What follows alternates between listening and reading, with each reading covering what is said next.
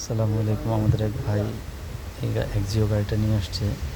এই গাড়িটার break die ভাজায়, break ধরে না। দেখলাম স্ক্যানার করে অ্যাবনর্মাল লিকেন অ্যাকুমুলেটর।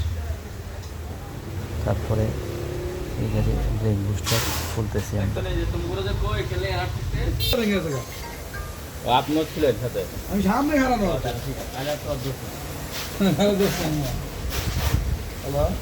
ব্রেক বুস্টারটা খোলা হয়েছে। ব্রেক বুস্টারটা খোলা হওয়ার পরে দেখলাম যে ব্রেক বুস্টারে পার্ট নাম্বার হলো JW।